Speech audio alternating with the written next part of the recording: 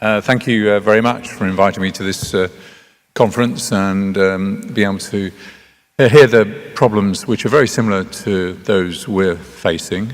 What I'm going to do is give you a brief overview of some of the structures and approaches that have been taken in England to improving the uptake of innovation and delivering value from the research that we fund in England and from elsewhere in the world. So the UK is world leading on nearly any metric you would like to take on biomedical research. The graph on the left shows that if you look at the top 1% of citations, we're pushing up to around 20%.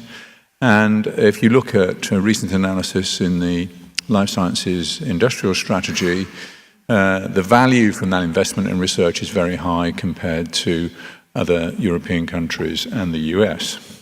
And yet, when we look at the uptake of innovation in the UK, it is well behind the average of other similar countries. So this shows the uptake of new NICE approved medicines. So these are medicines that NICE, generally considered a very rigorous approach to assessment of value, has said should be used, and they compare it to a range of other countries. And if what this shows is that in the first year of launch, the uptake in the UK is 18% of compared to the average. And indeed, when this was first published, it was 11%, and we're still way behind. And this is unusual. Generally, in most industries, if you have a high investment and high output from research, you get earlier uptake, but we don't see this in the UK. I thought I would show you the funding streams and where money flows in the sort of health science funding, innovation, and company investment in R&D. I won't go through this in detail. Percentage of GDP spent on health in the public sector is just over 7%. A little bit more, but not much, is spent on privately purchased healthcare. The research sector, the National Institute for Health Research, gets £1 billion a year. The Medical Research Council gets nearly the same. And then we have a very vibrant research charity sector with the Wellcome Trust, British Heart Foundation, Cancer Research UK being the three largest charities, but many smaller charities. And that research budget has actually been well protected in recent years. There's substantial R&D investment from the life science industry, around 5.7 billion. And the life science industry makes an important contribution to GDP and 500,000 high-value jobs. And in the middle, you'll see the AHSN investment, which is currently 40 million a year.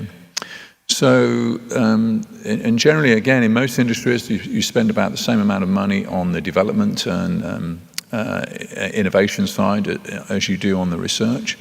But this relationship is very out of kilter compared to most industries, and that's why we've used the analogy of the penny farthing, with the small wheel being the resources put into evidence uptake. And if you get this right, as has been talked about earlier, you get better outcomes for patients through using innovation of high value, if you select it well. But you also get further investment from the life science industry, so that's good for your economy, and you increase your GDP. And of course, there's huge international competition to do this. A little bit about NHS funding. One of the challenges has been for the structures that have been put in place in the last 9 or so years is that this has been the most difficult time for the NHS in terms of financial pressures. So the average growth rate of health services in developed countries is 3.5% per annum. Which is driven by a combination of factors, of which innovation accounts for about 1% of that.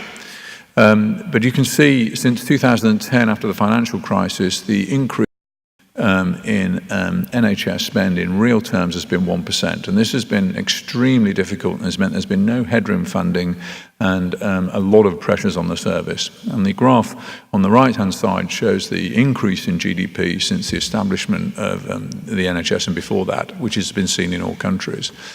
So I've just quoted some data I looked up yesterday for the situation in Australia, and you've not yet been exposed to the sort of real financial pressure, but this is coming in place into all developed health countries' budgets, as has been described.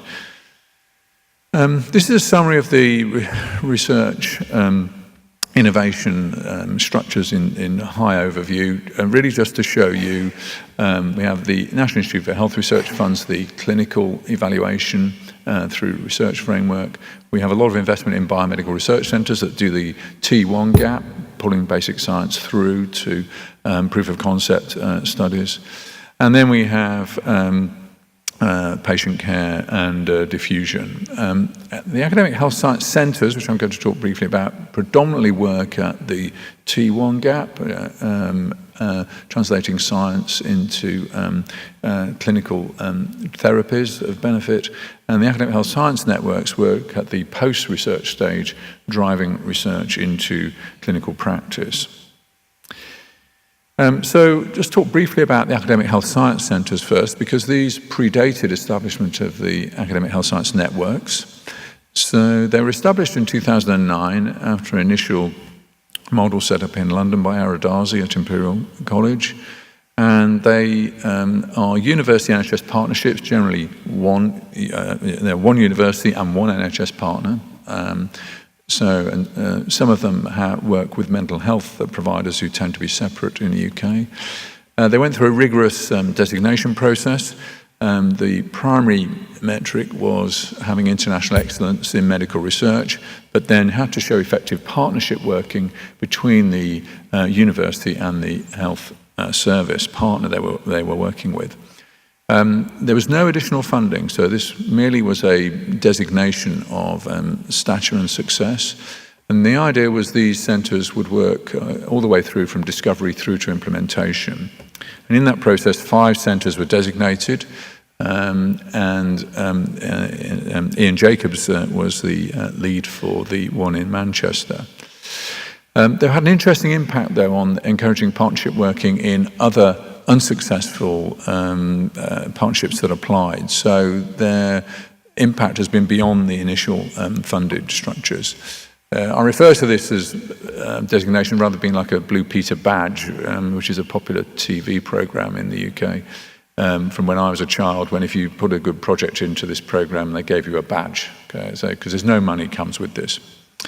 The second designation was after the AHSNs were established. We were responsible for implementation, so that has now changed the focus slightly to alignment of strategies around research, education and patient care. And this time Oxford was designated because it had developed its partnership working more effectively. But as you can see, this does not provide geographic coverage. It's around the south with the Golden Triangle, and then just the north. The basis for establishing the academic health science networks was the Innovation, Health and Wealth report, which is a good report. I won't read through it, but the points that are made from this report, the key findings, still remain for 4 years on major challenges, and I think they've yet to be all adequately addressed.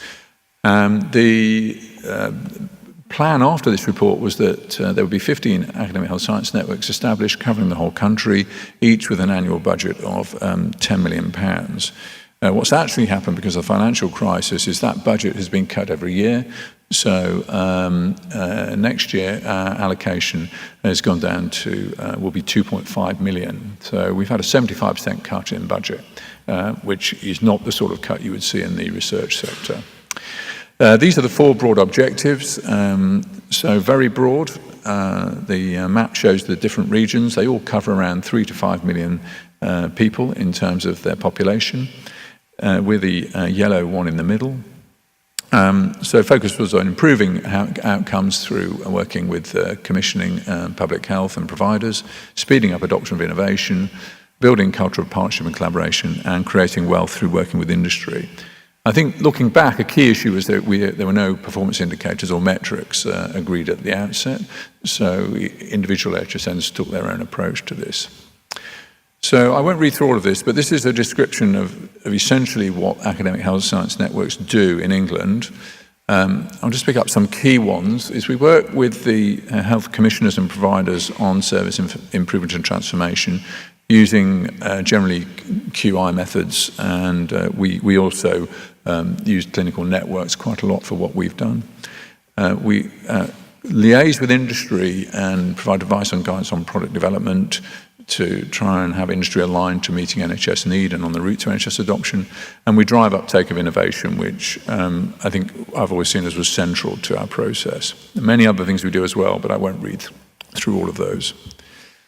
So our core programs in our own academic health science network are innovation, improvement, covering patient safety and clinical improvement, and working with industry. And we've summarised, again, I won't read through the various outputs that our projects have delivered, but we've looked both at patients' outcomes improved, investment brought into the region, and other outputs in terms of return on investment for the funding of academic health science networks. So one of the key things we found, this was an analysis by my team of the stated strategic priorities of NHS providers and commissioners. And in 2013, we had a major restructuring of the NHS. So we had complete split with general practitioners, in theory, making decisions around what services were commissioned and provided by hospitals. And what we see here is a misalignment in terms of what commissioners state they want and what providers state they wish to provide. Now, this was quite a surprise to some politicians we showed this to, and indeed it was shown in the Cabinet Office, because people in the centre didn't understand there was this major misalignment. So one of the things is how we work through trying to align our projects that they meet the different priorities, and how we encourage our partners to more align their priorities. Now, innovation tends to be thought of as a glitzy, glossy, high-value, attractive thing which sparkles and people go and use it. But there is another approach to innovation, which is you can look at it as something you procure and you do it in a systematic way. And this is the process we use. And I think one of the things is if you want to get innovation in the system, you do have to have a managed process. There are different approaches you can use. Other AHSNs use slightly different approaches. But if you don't have a method which involves looking at strategic need and mapping out priorities, identifying clinical leadership, and then measuring and monitoring and sustaining it, you are unlikely to be successful. I'll just give you one example of one project which was we led, which was adopting intermittent pneumatic compression sleeves in acute stroke. These have been shown in a randomised trial in the stroke research network I led before I moved to this role to reduce mortality, and are a straightforward intervention. And we rolled that out across the stroke units in our region fairly effectively. There are 7 stroke units, and what the curve shows is Rogers' adoption curves, most of you will be familiar with, and we mapped out our providers to that curve, showing that when you introduce a regional implementation plan, you get different rates of uptake. I think the most interesting thing is the hospital, which is 100%, and the hospital, which is 0%, are the same organisation on 2 separate sites, showing you can have completely different cultures and approach to innovation adoption and views on it within the same organisation. And then the graph below shows that where we had national metrics, we were able to show we had a substantial impact on uptake of this technology compared to national uptake. Sorry.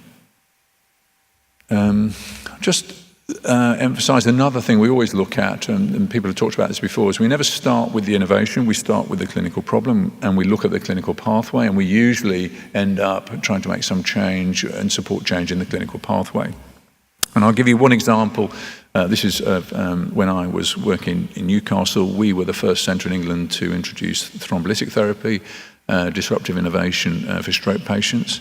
And the pathway then, even 7 years after we were providing TPA, which is a highly time-dependent pathway therapy, so the earlier you give it, the more benefit you get in terms of reducing disability, was really quite frustrating. A patient came in, they'd be seen by the ED triage nurse, they would contact the stroke registrar. Scans weren't done unless they'd been discussed with the on-call stroke consultant, which might be me, 1 in 6 rota. So I would say yes, get the scan. It was pretty obvious it was needed in most patients. They would then speak to the radiology registrar. Sometimes radiology registrar would refuse to do it, and then the stroke registrar would call me back, and then I would have a conversation, by which time I was quite irritable, with the radiology registrar, who would then contact the radiographer, and they would then contact the ED triage nurse, and then they would go and take the patient to the scanner. Now, that whole process took at least 30 minutes, and that cost you about 57 million neurons. And yet, it's very simple. Treating patients with stroke is not complicated. You need to assess them clinically. You need to get a CT scan. You need to do some basic assessments. And the quote is from an Australian professor down in Melbourne, who summed it up pretty accurately and bluntly. We invented CT, but we weren't using it properly. So sometimes, though, when I was on call, the hospital would call, and my son would answer the phone. He was 13 at the time, and as you can see from his picture, he's got Down syndrome. So he would pick up the phone, and the operator would say, "This is the hospital here, can we speak to Professor Ford?" And he would say, "Get a scan." So he's got a severe learning disability, and he's observed the system, and he knows what to do. And we didn't need McKinsey's, and we didn't need process engineering. We just, he could witness it. And of course, we changed it, and but to maximise the benefit of innovation, you have to work on the clinical pathway, and this is very common in all sorts of ways. Another area we've worked out, example of clinical improvement, is a dementia network. Works in a number of different areas. So here we have a clinical lead. We support them with a manager, and we worked on developing a young onset dementia service, providing support to young people with dementia. Supporting an accreditation process to improve diagnosis of dementia. We found it was very inconsistent in the memory clinic, so you can't look at appropriate drug utilization if you haven't got a consistent approach to diagnosis. And then also developing skills in the workforce through webinars using digital technology. And some of our networks have been very successful, particularly in the mental health field. So the other thing we're now doing is looking to work nationally more together. So we started bottom up. Every AHSN has tended to work on AF, because this is atrial fibrillation, because this is a high value area to improve treatment in terms of preventing stroke, and you reduce cost of the healthcare system. And when we did a national scoping project, we found 71 projects had been initiated locally. We went through a process of reviewing those, and 14 we identified as suitable for national dissemination. And you do have to go through an iterative development stage to find how to do things. We also have another project at the moment where we're distributing at no cost atrial fibrillation detection devices to providers, which have been bought centrally and so are free to the users. So here's my last slide, and just some observations which we might get onto in the discussion. Is although we started up as a regional bottom-up focus, from a policy level, people wanted us to deliver nationally very quickly, and that was quite a difficult change. We're still going through to do that. We're a soft power structure. We don't have a lot of money or levers, but it has enabled us to develop novel partnerships. As others have said, we've had a key role in developing pull. But I think what is lacking is more levers for us to use in terms of measurements and better metrics. And another issue I haven't talked about was, as a structure, we were often asked to take on doing other things which weren't really within our remit. And the final comment I would make, has been made by others, is policymakers really do need to understand the timescales you need to work on, which typically are around 3 to 5 years, and you need to provide stability. Thank you very much.